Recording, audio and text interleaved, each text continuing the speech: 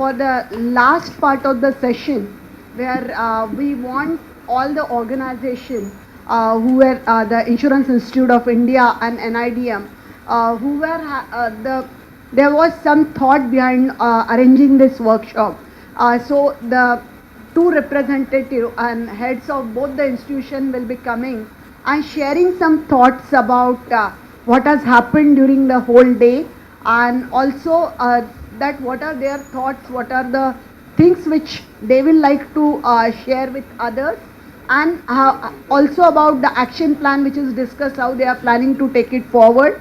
And Mr. Arindam Mukherjee, Director, College of Insurance, Insurance Institute of India, and Bindal sir, Executive Director, NIDM, along with Professor Santosh Kumar.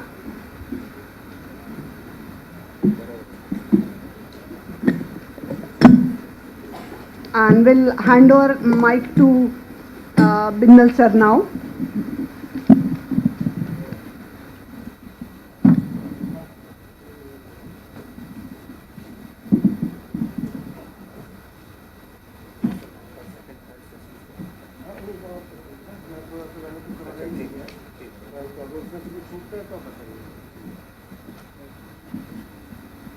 Okay, now that we have come to the last session where certain takeaways will be summarized by Professor Santosh Kumar.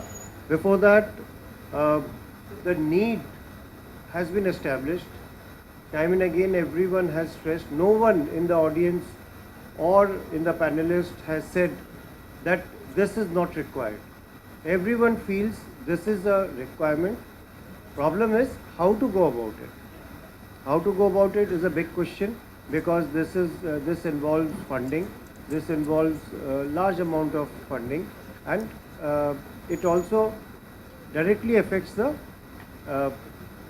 social responsibility that everyone has towards the community. Aspiration of the insurance industries versus the capacity of the government to give the premium or the community to give the premium is the key question in this whole gambit of insurance. Some of the things that we can or we should be doing it, other than what is summarized, is what Mr. GVV Sharma said, that we should have a small working group. We should give him the output within 1 month. 1 month deadline, I know why he is giving, that by June, the 15th Finance Commission is asking for inputs for any amendments, and hence it is in our interest that we include a clause in that which talks about risk transfer to insurance industries, so that the state governments are forced to take some action on this regard, and it gets come out as a legal requirement also at some stage. And hence we will be setting up a small working group. Initially we will do it in III itself, where we will just come out with two packages, I'll say.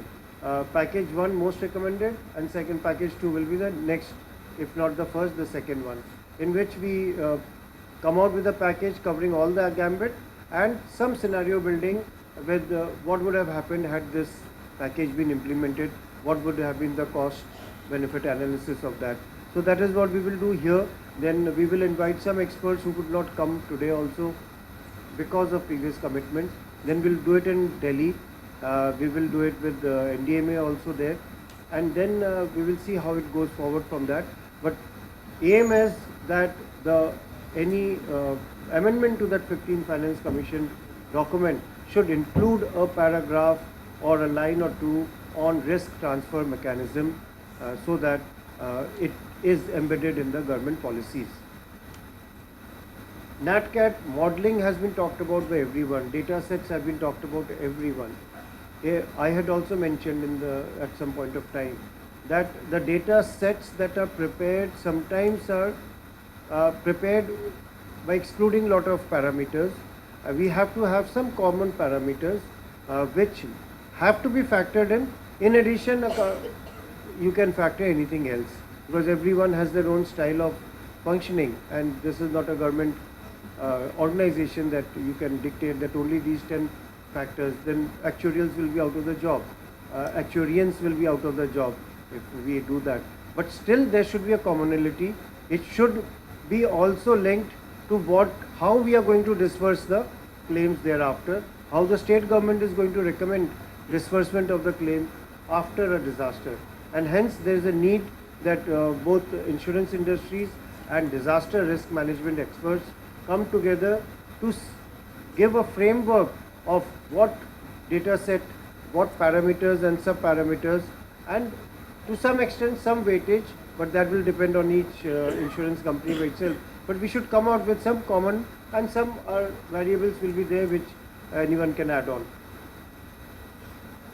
A very good point was made that we should leverage on the existing schemes, like housing scheme is already there.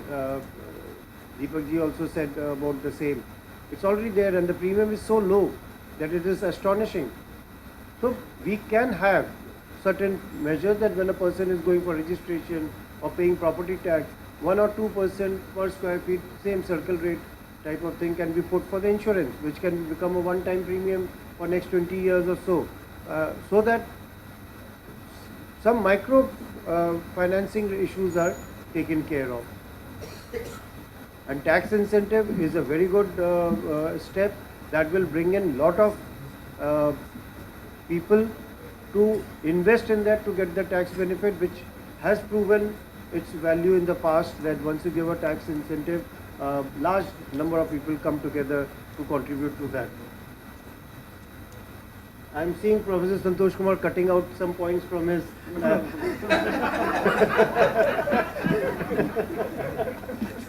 you must be saying मेरा सारा point बोल दिया but when you get a mic, then it's then generally you like to have your say. Then pricing policy is a very important thing, because the whole game is on that pricing policy for the insurance industry, as to if it is high or low. But that is something we cannot help. No one can help. It is up to that particular industry, because that is a business model. When you price a good, it has to be priced just at a level which is acceptable, and it should not that no one is, there's no taker for that. So that is something it is difficult for us to comment upon, but the III can get into it and do its own in-house discussions as to how the pricing policy can be implemented. Then finally, state government has to take the initiative. There is no two ways about it. Central government, once GVV Sharma ji said that Government of India will not take part in this, will not pay that whatever it is there. There must be some reason. So it is a state government, as it is disaster management is a state government subject and not a central government subject. So all the state governments have to be also motivated, and for that there is a requirement of capacity awareness, which has been talked about 2-3 times by the previous panel. We will do that. We will hold such workshops, regional workshops now, where we get the locals from that area and some adjoining states functionaries, so that they are also sensitized to the need to look into this aspect, which has for a long time eluded us. So with this few words, I will hand over to Professor Santosh Kumar, and who will you will be calling for suggestions. I think, thank you very much, sir, for this. I was thinking that instead of me saying something that what has been deliberated since morning, it would be nice that still you feel, I mean, whatever the things or deliberations you have heard, what additional points which we have not heard from any other, so we can take those points as a concrete suggestions from the audiences.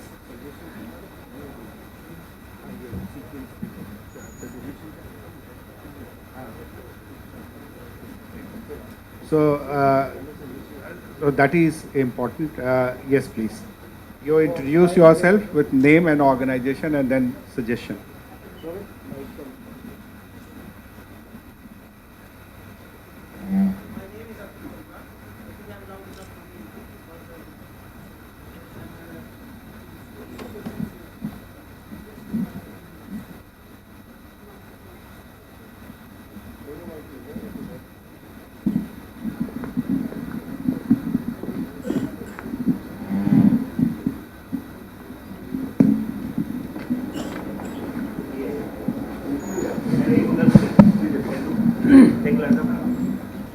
My name is Atul Chandra. I am now retired from insurance industry, work as a freelancer mostly. So every time the catch is coming rather on three things, I would say. One is the funding, the other is the structure.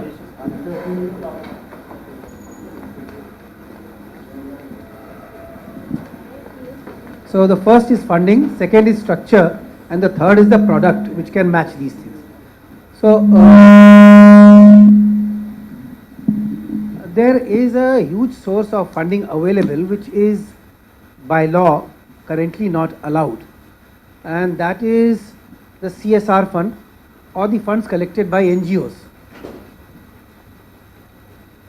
They can well be utilized for these government schemes, especially for the disaster management product insurance funds.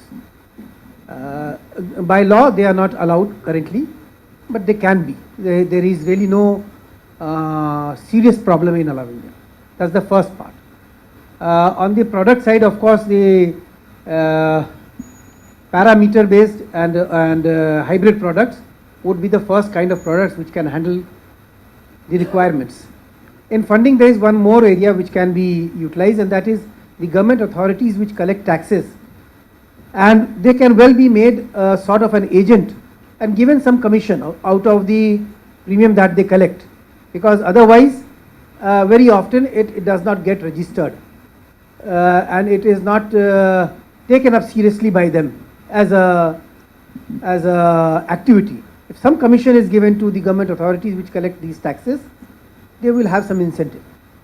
We after all do give commission to various agents and brokers. Why not to them? That would ultimately come to the government coffers only. Thank you. Then on the structure quickly, side, because we have less yeah, time. that's one more point. On the structure side, of course, the structure of mutuals and cooperative mutuals is perhaps which can deliver this thing best. So the three line of actions as of now on these 3 points would quite in near future can deliver some results which could form the basis for future developments. Thank you. Anybody else? Yes, yes, please.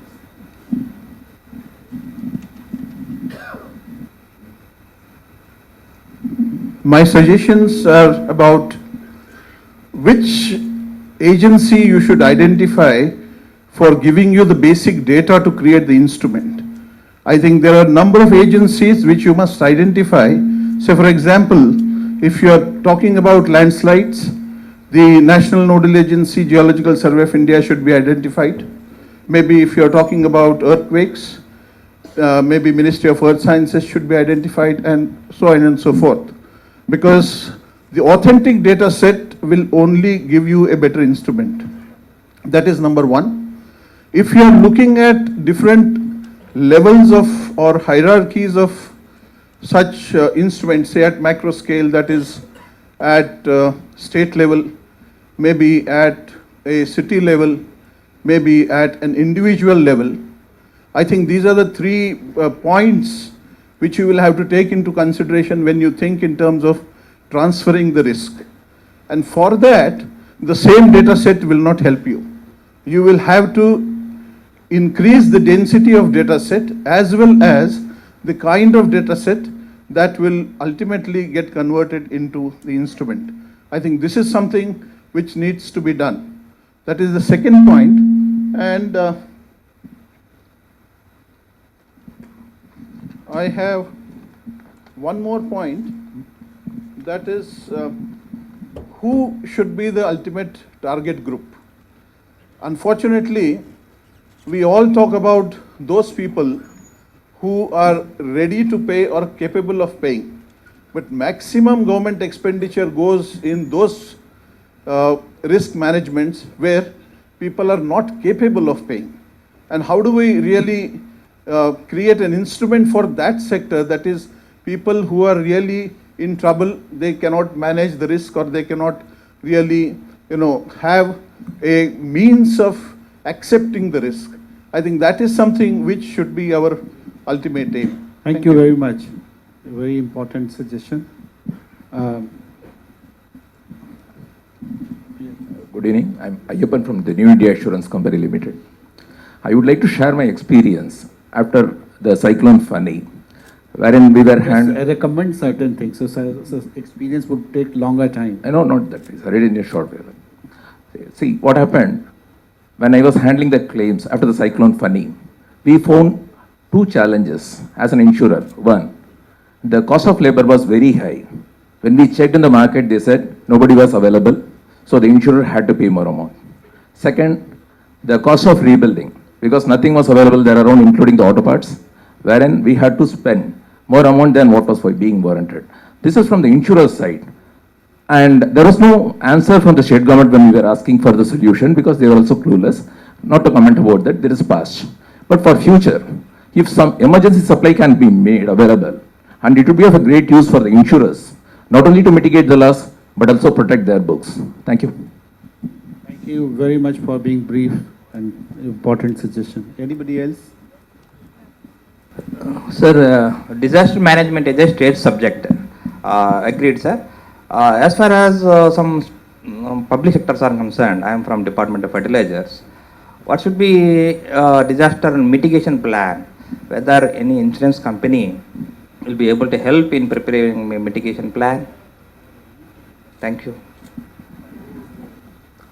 Dear dignitaries, I wish to ask if a draft of disaster insurance has been made at any departmental level or state functionary level. Since I have already one draft that has been submitted to earlier Dr. V. Thirupugar sir, who is the now additional secretary at NDMA. If honorable forum desires, then I can share it from centralized resource person, if they allow me.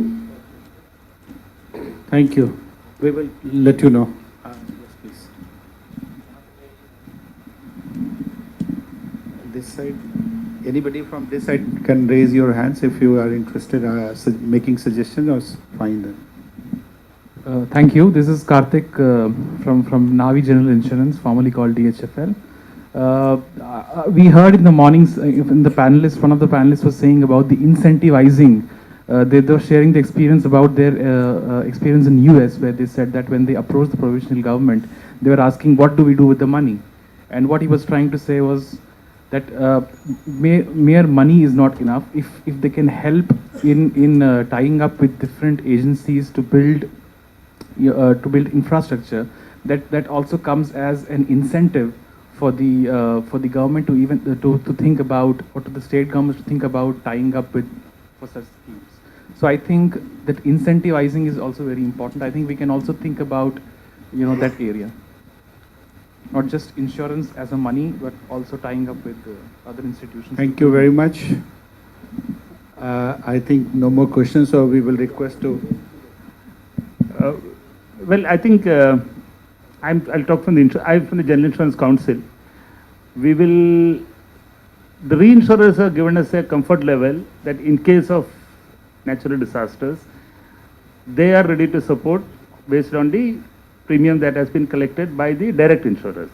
So now the onus is on the direct insurers to see that maximum risks are covered. In a country like ours, where the penetration of general insurance is less than 1%,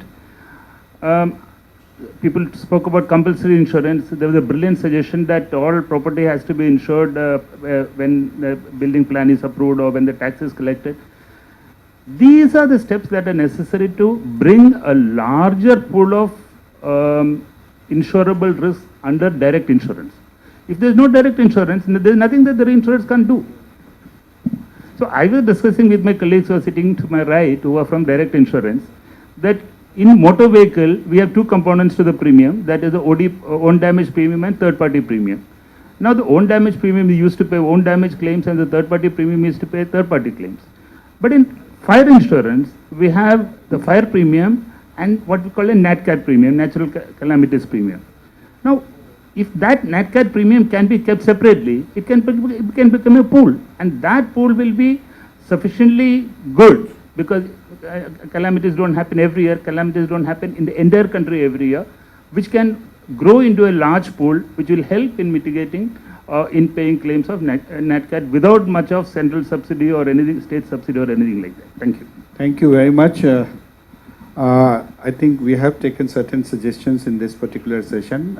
If anybody wish to add on last question we can take up or suggestion we can have, how ex ante or proactively we are going to have this. Not necessarily the post-disaster we can always see, as Munich Ray also mentioned in this morning. And if there is no question, then we can request Dr. Mr. Mukherjee to deliberate upon.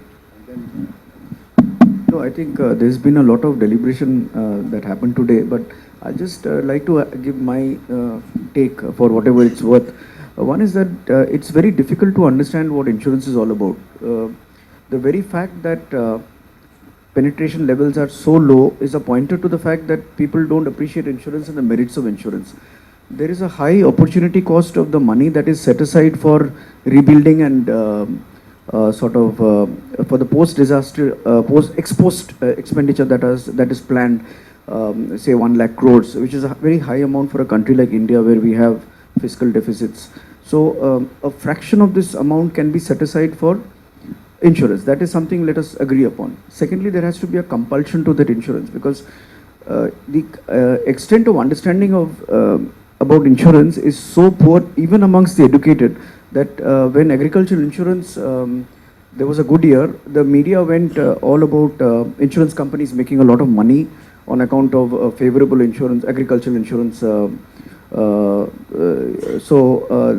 experience. So if that is the understanding, that if there is no claim and then insurance companies are making a lot of money, then a lot needs to be done in the area of educating people about the benefits of insurance. So number one, because of the opportunity cost that would be there for every rupee spent on rebuilding after a catastrophe, it would be important to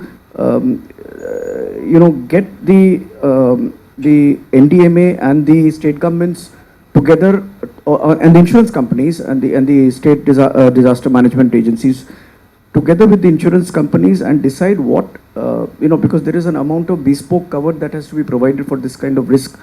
It's very, first of all, you need to define what risk you need to actually cover, quantify that risk, and then work out the premiums. And then if you have big pools, you were suggesting in the morning whether you could have coastal states together, and whether you could have, so if the bigger the pool, the law of large numbers sets in, and then the premium starts falling also. So insurance can be one way of really reducing your outlay on the disaster recovery. So that is the only take that I had, and there has to be some kind of a forcible getting together of the NDMA and the insurance companies to first of all decide what assets to insure, what are the things that you need to insure. For example, insuring lives also is a very big challenge, because I come from the life side. Even earlier when I was a branch manager, we had a policy called Janaraksha policy, which said that if premiums were not paid for 3 years, then the risk would continue. So it was LIC's policy, which meant that if there was a bad year, if there was a poor harvest and you could not pay your premiums, your policy would stay in force. Even then we had no takers. And for in those years, for a policy of 25,000, the premium was less than 500 rupees a year. But it was very difficult to sell premiums, sell insurance policies even to the cultivators, because they would say that first we need to eat and build our homes, we don't have money for insurance. So these are the challenges that we have in this country. Appreciating insurance, the benefits of insurance, even amongst the educated, is not much actually. Just I would add on what you have said on the. Why not? This is something which we hear in each and every forum, that insurance is not popular because people don't appreciate insurance. And the counter question to the industry here is, what is the insurance industry doing about it? That's what my question was, what Deepak has asked already. I will answer that. I am on deputation from LIC of India. I've been working for the last 34 years. Life insurance is a push product. So we've been pushing life insurance. Of course, I agree that not everyone can push it the way it is meant to be pushed.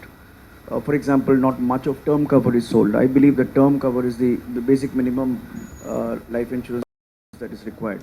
For non-life becomes more difficult and more technical. So the vast network of intermediaries that is there often finds itself, catering to demands for insurance and not really being able to push it. That is my understanding from what I've gathered in the last few years working here in this assignment. But I can tell you that for life, it's been a very, very tough job getting people to buy life cover. It's a very, very tough job. So to say that the industry is not trying hard enough is not entirely accurate. Maybe it can try harder, but it is definitely trying. Point which maybe the Deepak's concern and my concern is the same in terms of if Viko Bajrante बिक सकता है तो ये क्यों नहीं बिकता है? That's what. New products are coming and the people, it becomes very popular amongst the people. But why not insurance, which is a very, very old concept? And I was saying that in terms of, in India especially, if you look at Arthashastra, Kautilya Arthashastra, that time the insurance has been mentioned in that chapter 4. And it's talking about since ages, and wherever we are attending seminar and workshop, penetration is coming as a big issue, and awareness about the product. So that's what the challenge. Even if we have the product, everything is there, but whether down the line people from 10 years from now, they will buy that product or not.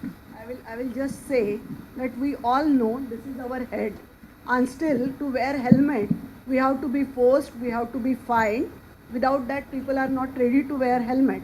So we have never been, as a country, we have never been taught about safety or risk management. So insurance I always say that insurance is the last part of risk management. When it comes to risk transfer, people don't identify risk, people don't try to reduce risk, or they don't try to do self-insurance or risk retention. So because there is no identification or no defined risk reduction, so risk transfer comes much later. So I think risk management as a culture as well as the safety as a culture need to be imbibed from the school level. And let me share something with you with this August gathering, that Insurance Institute of India has committed towards this, and we do conduct a lot of insurance awareness camp through 91 associate institutes across India, where at the school level as well as college level, we already have tie-up with 20 universities across India, where insurance is taught as a compulsory subject. So all these students may not join insurance sector, but at least whenever they will start earning or whenever they will start having their own businesses, they will become aware buyer. And I always, I was underwriter in my previous role, so I always say that one should not be risk averse, but one should be risk aware. And until and unless that risk awareness comes, insurance will never be able to provide the solution. Yeah, please. And Vijay, after that you can. So it is like these insurance companies are doing for penetration. It is like from 0.6 it has increased to 0.9. Non-life is not a small thing for this country, sir. Like the life product, this is also a push product only. Unlike a life insurance product, which once you take it, you have to pay premium lifelong. Many are not defaulting, but this general insurance product is an annual product. So every year the general insurers have to approach. It is not automatically getting renewed. Though now the regulator has brought many long-term products, the industry is trying to increase it, sir, because now the wellness products, the health and motor line are increasing like anything. Home insurance with the bank assurance tie-up, it is also increasing. So the industry will continue to help in the penetration, sir. This is my take.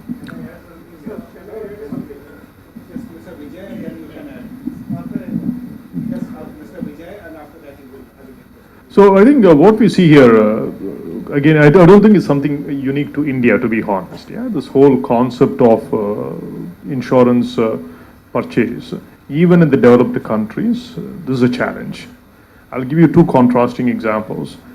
One is the US had for a long time crop insurance, which was heavily subsidized, and farmers would not buy it, in spite of it being heavily subsidized, because there was a disaster assistance program that was running. So if there was major disasters, they would get disaster assistance payout by the federally administered disaster assistance payout. So they never even, because again, keep in mind that in the US, the average farm holding size is around 400, 500 hectares. Yeah, in spite of those situations, farmers would not buy it. The government then passed a regulation in the late 90s, wherein it made it very clear that federal disaster assistance to farmers would only be available to those farmers who have purchased insurance and show that they have a proof of insurance. With that single act of the Congress, US Congress, the penetration level of crop insurance increased to more than about 85-90%. Okay, number one.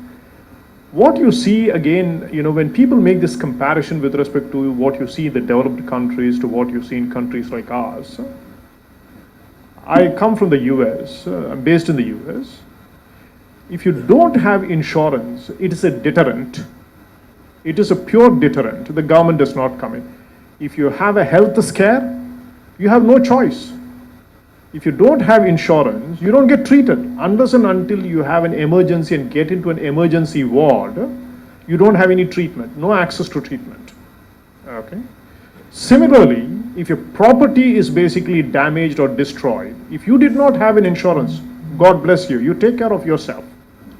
If your property was damaged, a motor vehicle was damaged for any reason, if tomorrow you are involved in road accident, you are liable to basically pay whatever is the liability that comes from the third party, whether you have an insurance or you don't have an insurance. So for all practical purposes, not having an insurance is a deterrent. Okay? You don't have those type of an environment in the countries that we work in, particularly in most of the emerging countries, because we are living under the guise of saying that there is a disproportionately large number of poor, weaker sections and all those things, so we should not be pushing a lot of these things. I think this argument has been, hashed, rehashed and told ad nauseum. I think one needs to seriously take a look at this whole thing, and it's not just related to disasters. It's an overall issue of related to insurance and making people more responsible in terms of their actions and decisions. Unless and until that is not basically being done, you and I would continue to discuss this one another 20, 30 years down the line as well without much of a difference. So what do you see, Vijay? India started 500 crores margin money with the 500 crores as a deterrent for the post-disaster relief to the people.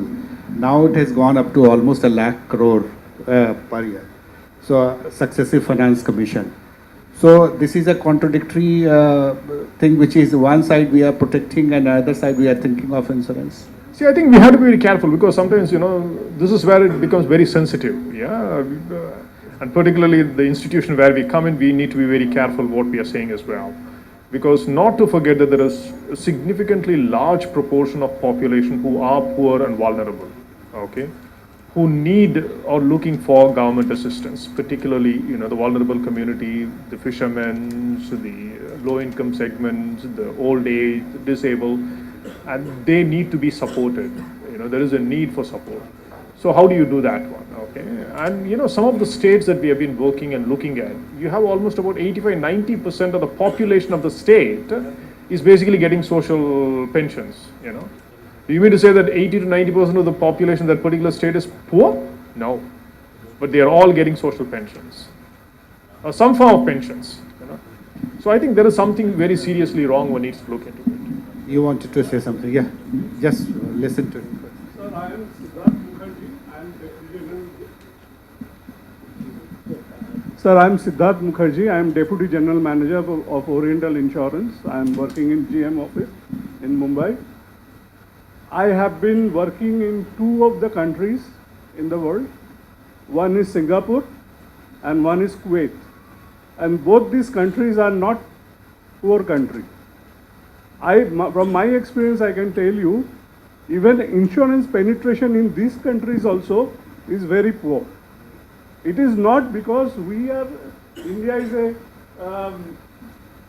considered to be a poor country or we cannot afford premium, we are not doing insurance or people do not think about insurance. It's not like that. It is the human tendency. Many of the countries, this is the situation. It has nothing to do with India or anything. That is my addition here. Thank you very much. Just we will listen to this.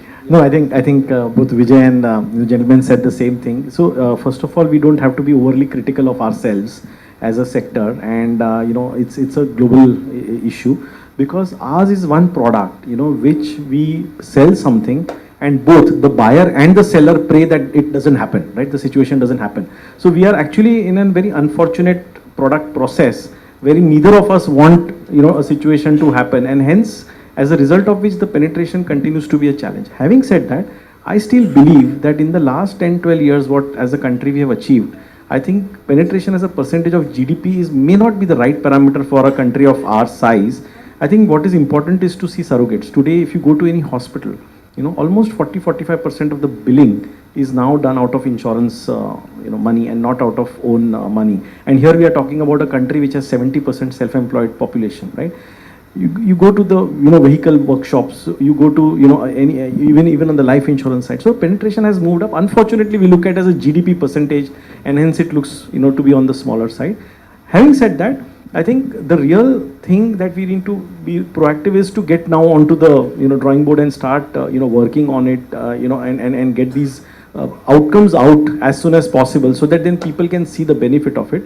And I agree totally with Arindam sir, that also as an industry, we have to be a little bit more proactive in managing our media, because 1 year, the crop scheme made money and media was all over insurance companies, that, we are pocketing all the money and we are taking all the money, but nobody sees that 4 years successively we had 120%, combined ratio. So I think we also have to manage, but at the same time, I think it's also a generic issue. Now, we have to decide whether we get covered under that generic issue and keep blaming ourselves, or we basically try and, take efforts to come out of it and prove something. The critical thing that we are saying now, we have a hope now so that we can move. This subject was standstill for 15 years last, and we have been trying to move, and this is a ray of hope which is coming up. Last comment we will have from the audience. Yes, please. Now we have to wind up. Just to summarize most of the discussions that we had today, some 4 or 5 years ago there was a seminar at the National Insurance Academy on insurance penetration, and I was one of the speakers there, and my brief of that discussion was that we in India and many other developing countries, when a general insurance person approaches us for insurance, first we say, go, this will not happen to me. That is the first G. Second is, God is there.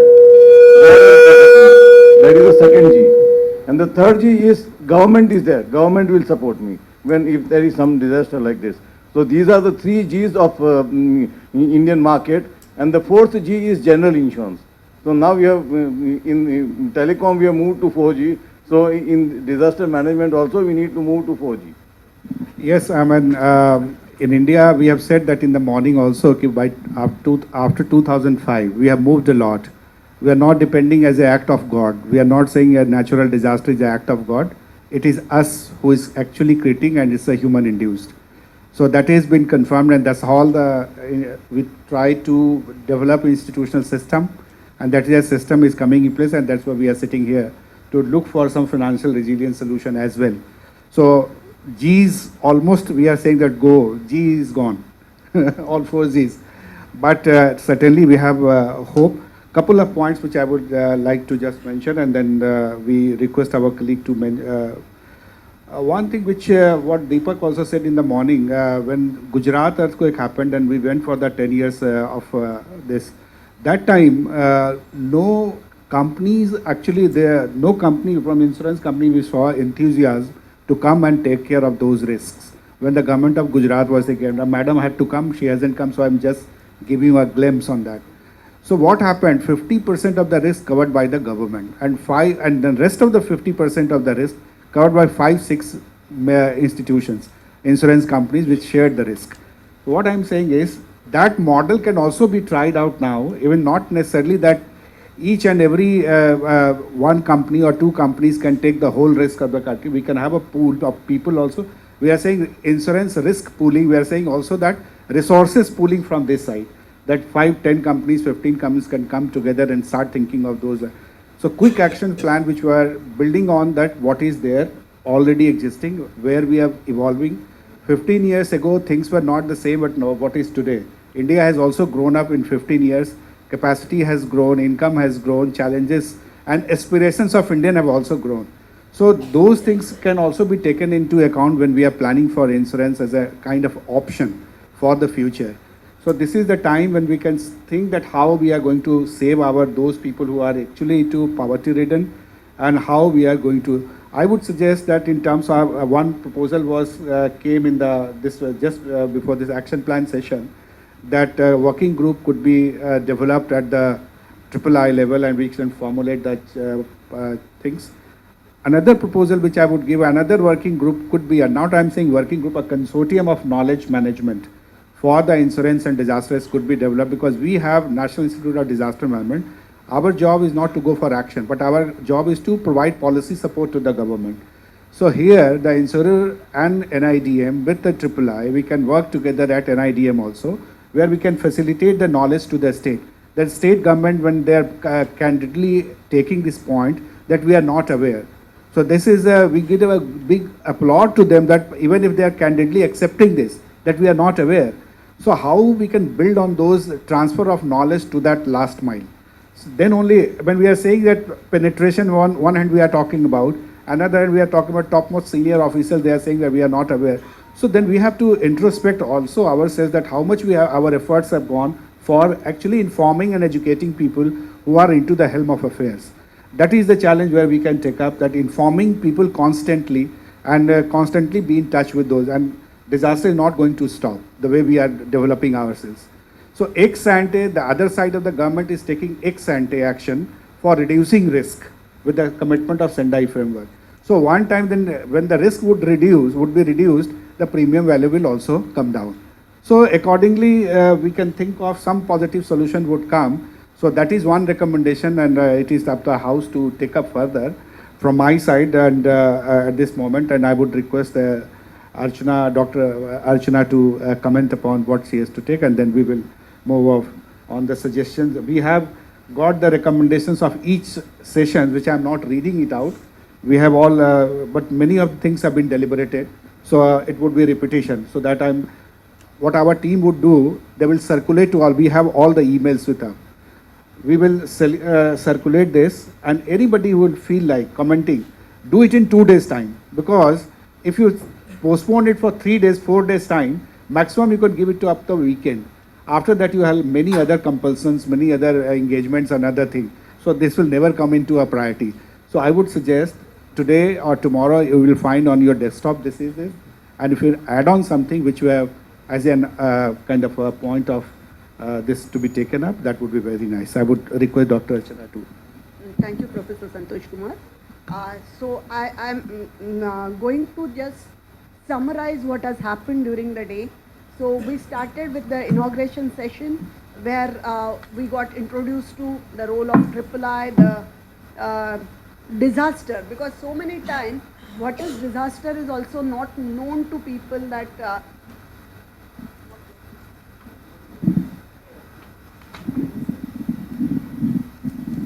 thank you.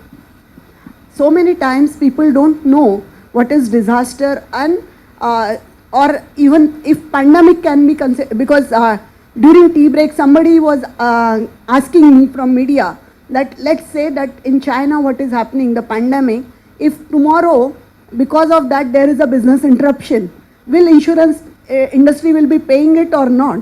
And if they will be paying, what will be the amount they will be paying, because some people may be working from home. So these are the things which are realities, the new risks which are coming.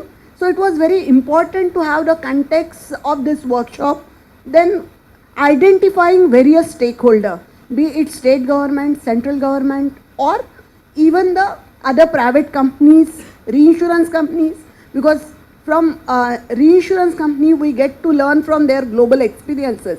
So identifying all these stakeholders, and then how we can dovetail the existing infrastructure in terms of servicing or reaching to the customer was discussed in the first session to set the tone for the day.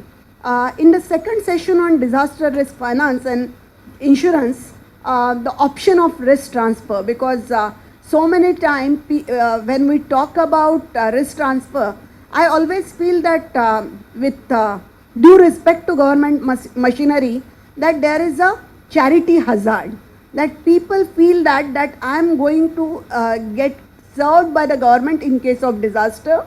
So they are sure about that charity, and that's why they don't want to do any active risk transfer, as Mr. Vijay was also saying, and it was seen globally, the charity hazard. So Mr. Vijay shared the global experiences which was supported with the other panelists from India who spoke about pooling arrangement, also about city risk index which was discussed, which Lloyds has came out with, and some other things which are happening in area of direct insurance as well as reinsurance. During this 2 session, we also released 2 research report. One was on ensuring flood prone areas, because in 2005 when the flood happened in Mumbai, we all thought this is one of the event and it is never going to get repeated. In Chennai when the flood happened, everybody said Chennai is known for water scarcity. How can Chennai have flood? It must be something wrong information. That was the first reaction. Or in Kerala, nobody expected this kind of thing happen. The reason why Mumbai was chosen for this research was simple, being the financial capital, and it was assumed that in metros people are more aware of risk management mechanism, and that's why it was considered. Another research which was published today was on the housing insurance for existing and new houses, and as a housing regulator, it was an initiative taken by NHB, who approached Insurance Institute to do this study, and saying that we want to, whatever suggestions are coming, we want to take it forward as a housing regulator, so that our industry should benefit. There has to be good housekeeping for our industry based on the recommendation of this study. Post lunch, we started with the session from various state authorities. The people, we feel that they are doing some work, but we really don't know what they are doing. And it was really heartening to see what all work they are doing, be it in crop insurance from Rafiqullah sir, or be it about Bihar flood experience, or also about cyclone experience, what Mrs. Usha Rani mentioned. And not just about cyclone, she also mentioned about some of the community-based initiative taken by Andhra Pradesh and now even Telangana state, because being together earlier, they had those initiatives which have been used to propagate further. We also had some experiences from Orissa which are shared by Mr. Jena, and which was because of paucity of time, he could not talk in detail, but it was very important because Orissa is a state which has having lot of cosmoculture, I would say, because there are lot of tribals from different districts, and many poor people are there. So every disaster, being a coastal country and coastal this thing and flood prone area, every disaster creates havoc in Orissa, and we have seen that. So he shared those experiences, and in the last session we discussed about designing action plan for future. In that action plan, some things about the innovative solutions such as cat bond, pooling, because so many times the insurance companies are already offering pooling arrangement for various risks, but not everybody is aware of it outside insurance sector. So this was very important to discuss about it. About pandemic, the CSR fund to be used for propagating disaster management, or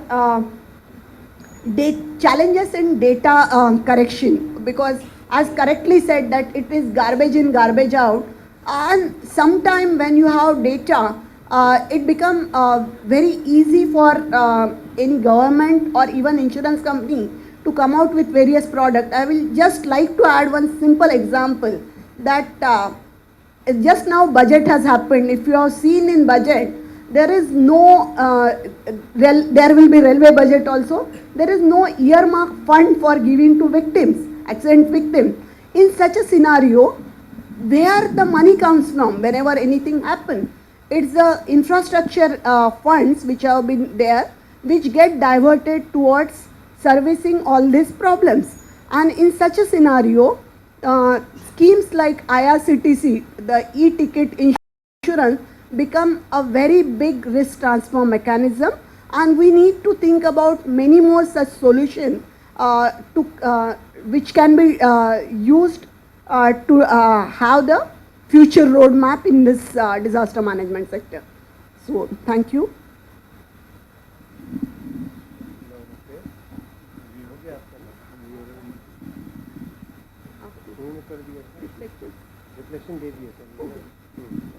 And now I will request Colonel Vashishte to come and give vote of thanks, please.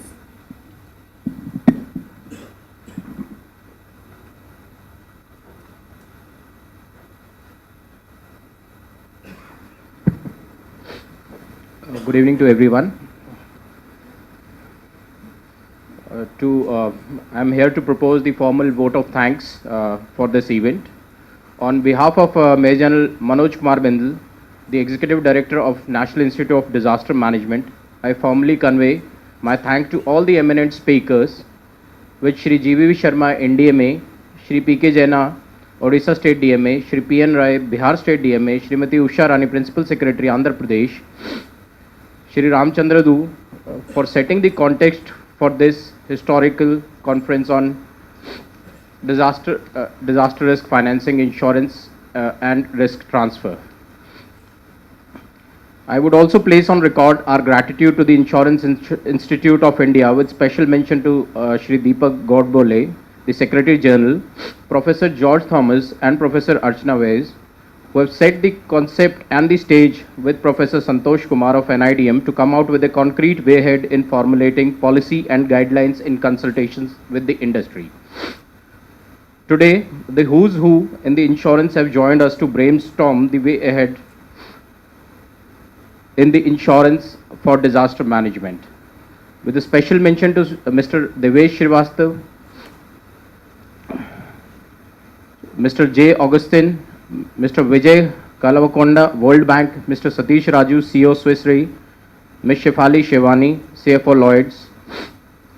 I would like to thank and place a special gratitude also to Mr. Hitesh Kotak for being present here and setting the context for this historic conference. I would thank all the delegates and the participants whose participation has been overwhelming to come out with the tremendous ideas and suggested many innovations. I would, on behalf of NIDM, would thank Insurance Institute of India for providing us this platform. We would also thank them for their overall administrative and logistic support. They left no stone unturned for making this workshop a success. I would take this opportunity to thank our friends from media who have come in large numbers to cover this historic event.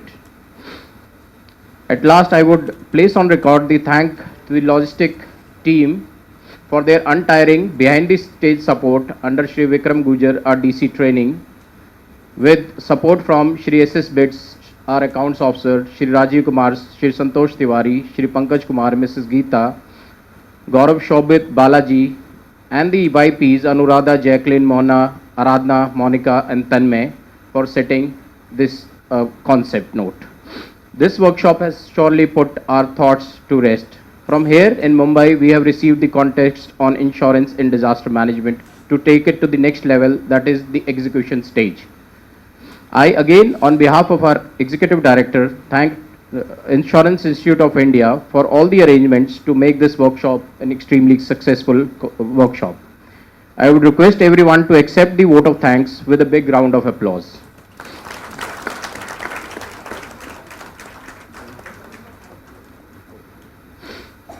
I thank you everyone for coming in large numbers. Thank you very much. Jai Hind.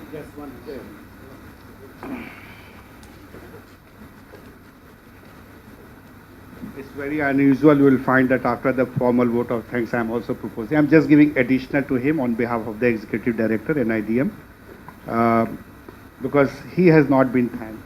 He has been taking lot of pain. So he is our Joint Director from the National Institute of Disaster Management. He and Vikram Gujar with all the team, he helped. And especially my academic team, Dr. Anuradha and Jacqueline and Monica and all people there who are working, Mohana, they are working, and then we have supplemented. But I would be failing in my duty if I don't convey my heartfelt thanks to Dr. P.K. Mishra and the Prime Minister Office, because we have been requesting his office as NIDM, and he wanted to come, he could not come, and he could convey his messages. So that was we wanted to convey, and I would request in absentia, give a big applaud to the PMO for taking this initiative. And I would also request Mr. Arindam Mukherjee, who has taken pain with the team of, with Mr. George Thomas and Archana, along with Mr. Godbole, give a big hand to him as well. And everything has happened under the leadership of Executive Director, Mr. Manoj Kumar Bindal. Although we are on behalf of him, but give a big applaud to Fraternity of Disaster and to him also for the who has actually allowed everyone to mingle and start this work as a kind of a very, very historic event. And this is not the end, this is just the beginning. And that's what we are saying, forming a consortium and taking this forward. And that is what we say, that we mean a lot with this workshop, and what that he said as a historic. There we wish to take on, as we said that we could not take it further, we wish to take it further. So thank you very much once again from all of us, entire team. And now, thanks is so much that we are overwhelmed with the response with the insurance industries and reinsurance industry, World Bank and all the distinguished panelists, they have made it. Thank you very much to all of you once again. I will also like to place on record our sincere thanks to S.N. Rajeshwari ma'am, GM New India Assurance Company Limited, Mrs. Madhulika Bhaskar, GM GIC Re, and Mr. Ankur Gupta from Munich Re, Mrs. Usha Girish from United India, for being here and sharing your insight with all of us, and also with Mrs. Yagyapriya Bharat. Even though she was not on stage, she clarified lot of things during the discussion, and it was really appreciated.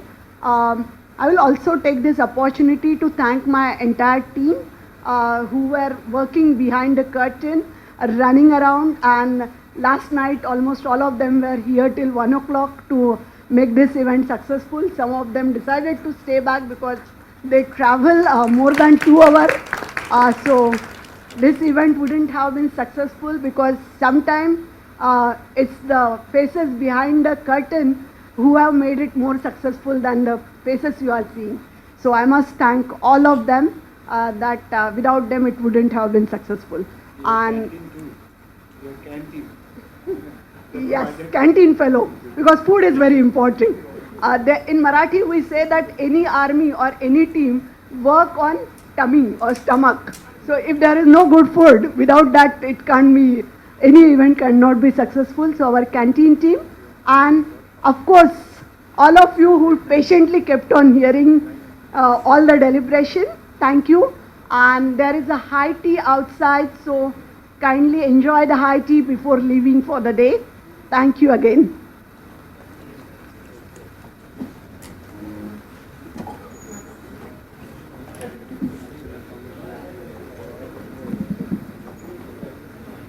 Ready?